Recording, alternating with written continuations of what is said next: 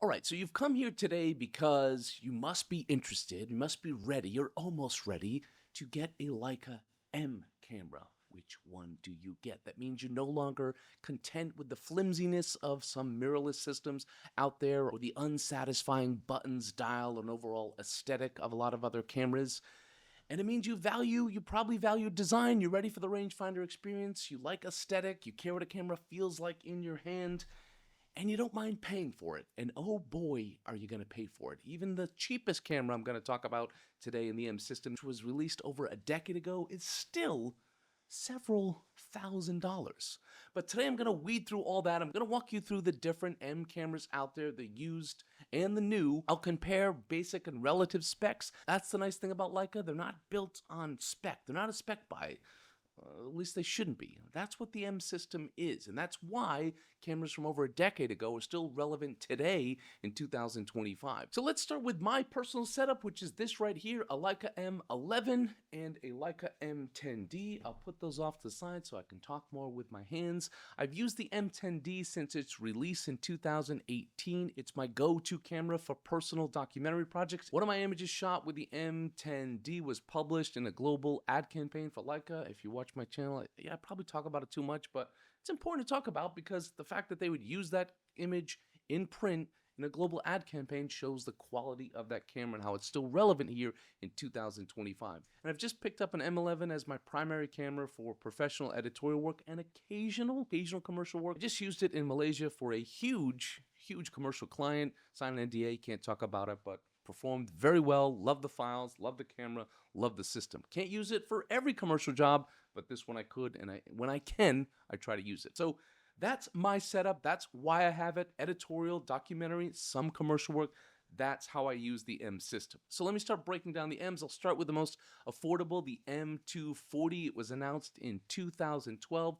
The used price from what I can see online is roughly $2,600 to $3,000. I'll do all my pricing in USD because I'm American. I do live in Vietnam, but if I priced it in Dong, I don't think you guys would understand. I don't want to make you do the conversion. And yes, before you start commenting that you can find it cheaper, yes, this is just rough estimates. You can do your own research. All right, so the sensor on this camera is a 24 megapixel CMOS sensor. The ISO is 100 to 6400. The M240 has video capabilities, although I don't know if anyone I've ever seen uses it for video, but it has 1080p HD video. The body on the 240 is a little bit thicker. It's 42 millimeters and 680 grams, so this camera still delivers the great Leica color science and build. It's a solid entry into the M system without breaking, we'll call it the Leica bank. It does lack Wi-Fi. It is a little bit bulkier than the M10, but in a Leica world, it's kind of a deal.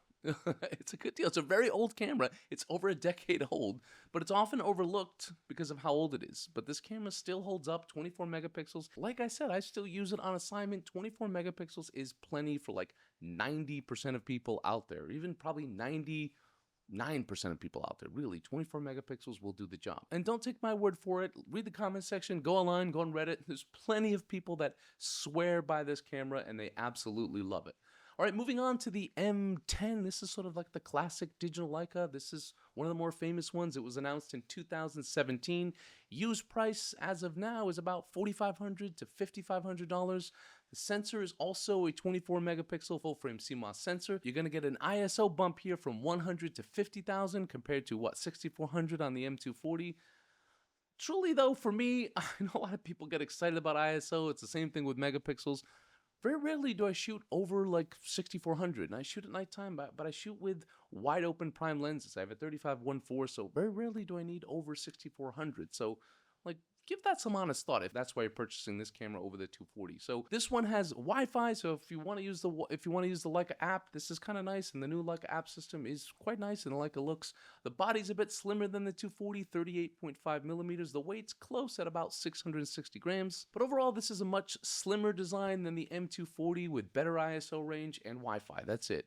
It's a great choice for anyone stepping into the Leica M world with serious intent and they like to upload images to their phone and you want somewhat newer technology. Moving on to the Leica M10R, this would be like the high resolution upgrade for those of you out there that like, okay, 24 is just not enough.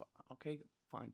For some, sure. This camera was announced in July 2020. Used price is about $5,800 to $6,500. This is a 40.9 full-frame CMOS sensor. So you're getting a high-resolution sensor here. It has touchscreen. It has a silent shutter. So if you truly like to print your images, not like, oh, I think I'm going to print my images. If you're truly going to print your images and you care about that fine detail when you print, this is a nice camera. This is a nice upgrade from the M10. You can have larger files, which takes up more space, but it's a significant sensor upgrade. And this camera also could work well if you have like an SL3 as your main workhorse camera and you want an M body backup because you love that M feeling. This might be for you because it's a closer resolution match to the SL3 at 60 megapixels than an M10 would be. That would be a huge difference. So if you're shooting with two cameras at the same time, the SL3 and an M10, you might have issues with resolution, especially if you're shooting for a client, but if you shot with an M10R at 40 megapixels, it's going to match a little bit nicer. You're not going to have so much disparity between the two sensors. A quick sponsor break here just to thank today's sponsor, Wotancraft Bags. They're my oldest sponsor. I've been working with them for years since they started, since everyone like their bags. I was like one of the OGs. Their modular, discrete Pilot Series bags are the perfect companion to any M setup I'm talking about today. Check out the affiliate link in the description box below. They have some exciting new colors coming out soon. Shh, I'm not allowed to talk about it yet, but those bags are on the way. They're cotton customs, but they're coming soon.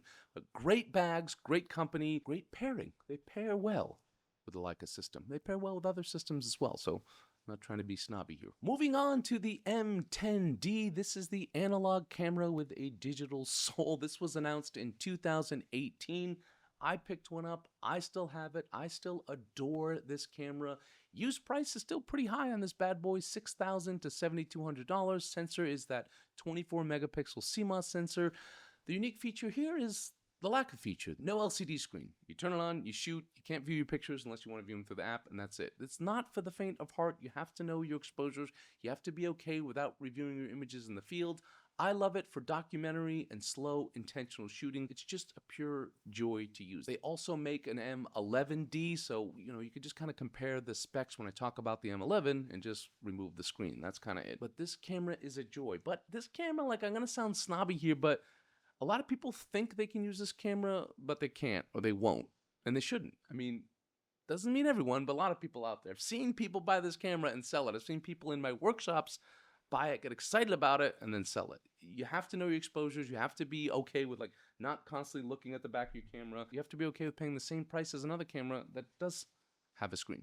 And I enjoy it. Again, you say, well, why do you also have an M11 with a screen? Well, because I use this for pure documentary. I use it for street photography when I just want to be present and in the moment. I use this for my entire Kindred Guardians project. So this is like my project where I'm really present in the moment, doing full-on long-form documentary. These are long days. These are long weeks documenting people. I have plenty of time to mess up and reshoot, but it puts me in the right headspace. It puts me in the right zone. Some people can achieve that by just taping up their screen. I can't. Maybe you can.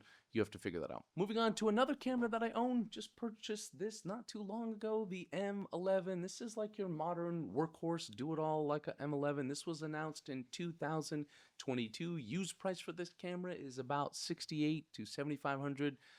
I bought it for a lot less than that. I got a really good deal on that in Vietnam. This is a big sensor upgrade. This is the 60.3 megapixel full frame BSI CMOS sensor, that triple resolution. Not a big deal for me. What's nice is this has internal storage, 64 gigs. I feel like that was kind of a miss by Leica though. I love the direction of having internal storage, but a 60 megapixel camera with only 64 gigs of storage, not wonderful, but they made an upgrade on the M11P. It's probably why they only made this like this, because they knew they were going to do that. But yeah, kind of a miss for me, but it's just nice to have improved battery on this camera, which I like, connectivity improvement, USB-C, Wi-Fi, Bluetooth. This is sort of the best of everything in one camera in the M system, in my opinion. This is for photographers who want the Leica heritage with modern specs. I bought this to use to complement my M10D. Always need to have two cameras. Bought this for editorial assignments. Like I told you, I'm going to shoot in Cambodia next week. I used it 2 weeks ago on a commercial shoot. If a commercial shoot is conducive to using a rangefinder camera, which means I don't need autofocus, I don't need tethering, and I can go light, this is a nice option because 60 megapixels will be fine for all my commercial clients, yet it's all packed in a small camera. I love this combination. It's a great combo to have. It works perfect for me. Moving on to the last camera on the list, the most expensive one on the list, the upgrade to what I just showed you. It's the M11P. This is like the flagship with extras. This was announced in 2023. I see prices online for like around $9,000 and more. It has the right internal storage, has 256 gigabytes of internal storage. Extra features are the big sapphire glass on the back, supposed to be more durable, and it has something that I'm interested in. I'm not ready yet. It's not ready yet. It's the content credential. The content credentials is kind of interesting, meaning the metadata is encrypted. You can see if a file had been manipulated or not.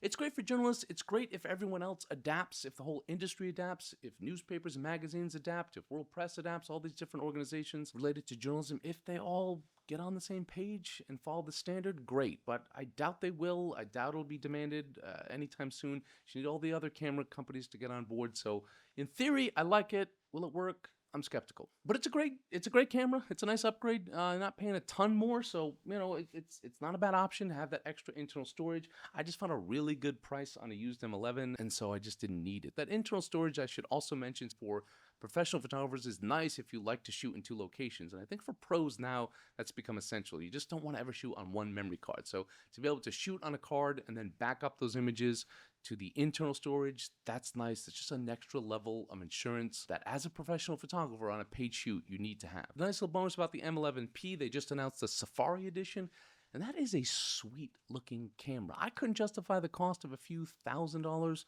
extra just for looks compared to my used M11, but that green Safari with a silver lens, ooh, that's a pretty combination. But it also stands out a lot more, and as a working professional out in the field, I don't know, I don't want to stand out with my camera, so I didn't go for it. And so that's it. That's all the comparisons I can do. That's how I can explain it. That's the way I see it. I'll quickly mention the Monochrome series. That's their black and white specific sensor. They have the M11 Monochrome. That was announced in April 2023. You're getting an M10 Monochrome as well. You're going to get the similar specs on the M11 Monochrome as you would on the M11. You're going to get an ISO of 125 to 200,000. Again, I just think it's getting out of hand with ISO. It's a niche tool. It's gorgeous results, but it's expensive and limited to black and white only. If you shoot mostly in black and white, or like 99% black and white, maybe. I mean, I can't. 99% of my clients are not going to let me shoot black and white, so I can't use it professionally. I can't justify the cost. Some people swear by it. Yeah, I think if you're independently wealthy, or you just shoot fine art, and you want the best of the best in black and white, and that's all you shoot, and all you care about, go for it. Otherwise, get yourself like a little Ricoh GR3X. I love this little camera. Set your little film emulation to black and white, and save thousands of dollars. Make this your little backup to one of the other M's that I mentioned. You got yourself a little occasional monochrome camera. Oh, that's the way I see it. So that's it for today, guys. That's the M comparison. I hope you found this useful. Why am I moving around so much? It got really dark in here. Sorry, there's a huge storm coming. I don't want to adjust the lights. I don't want to redo this. I felt like I'm in a groove here today talking about this stuff. Thank you guys for tuning in. Let me know your M setup that you have right now, what you're thinking of buying. If you don't have a setup, any questions you might have, I'll do my best to answer. If they're really techie, I'm probably not your guy. If they're more feel and use case, I probably am your guy. Thank you again to today's sponsor for this episode, Wotancraft bags. Again, the perfect pairing for your Leica M camera. Check them out. I have an affiliate link in the description box below. Thank you guys for tuning in. Don't forget to check out my online store at askmott.com. I've got my Central Vietnam Photography Workshop in December 2025. A few slots left. Once you get here, it's an all-inclusive high-end workshop. It's going to be amazing. Check that out. Check out my one-on-one classes, my mentorship program. Anyone that wants help with their photography, wants accountability, feedback, and direction in their work, you can do all that online through Zoom, through my online classes, all that and more at askmott.com. Thank you guys for tuning in. Don't forget to like, share, and subscribe, and don't forget to have a wonderful day.